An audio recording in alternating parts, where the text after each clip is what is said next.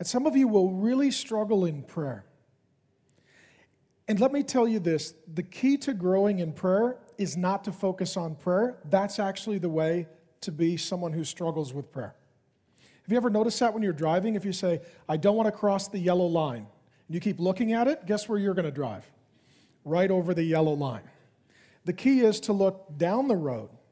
So it is with prayer. If you just look at prayer, you're going to get off course. Instead, you look at God, and you get to know Him as a Father. A loving, gracious, available Father. And as you get to know God as Father, you will find yourself talking to Him. Let me say, for example, there was a child who was in foster care system or something of that nature, never had a father.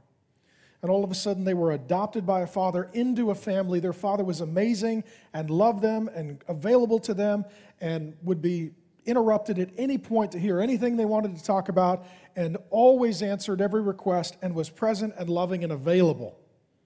The more that child gets to know that father, the more they're going to talk to him about the good days. Dad, you'll never guess what happened. Those are prayers of rejoicing. As well as the hard days. Dad, it was really hard today, and I need your counselor, I need your help, or I need your comfort.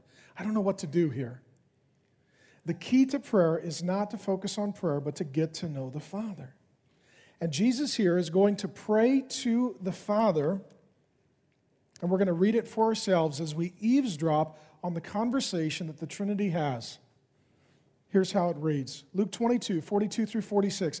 Father, if you are willing, there's the word Father, if you are willing, remove this cup from me. Nevertheless, not my will, but yours be done. And there appeared to him an angel from heaven, strengthening him, and being in agony, he prayed more earnestly, and his sweat became like great drops of blood falling to the ground.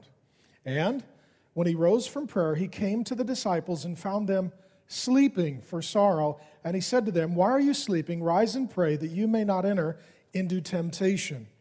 So here's Jesus praying to God the Father. He has his prayer partners who are failing him, and also an angel who is comforting him. We'll look at everyone who is involved here. First of all, there are Jesus' friends. They are to be partners in prayer, and they fail him in his most difficult, arduous season, moment of life.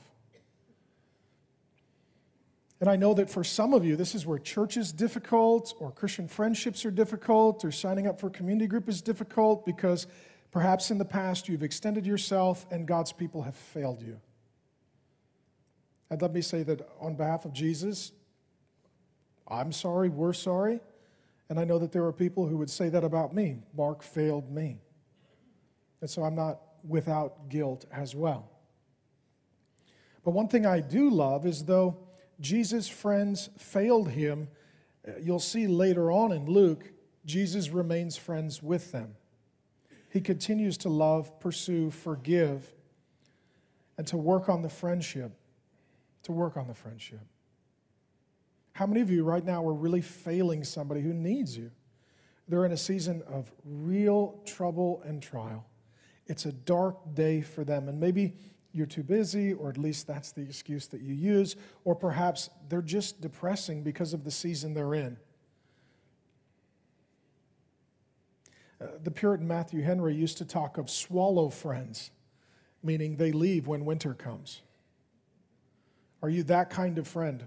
Boy, your life is really hard. Let me know when you're through it, and I'd love to see you again. Those are Jesus' friends in his darkest day.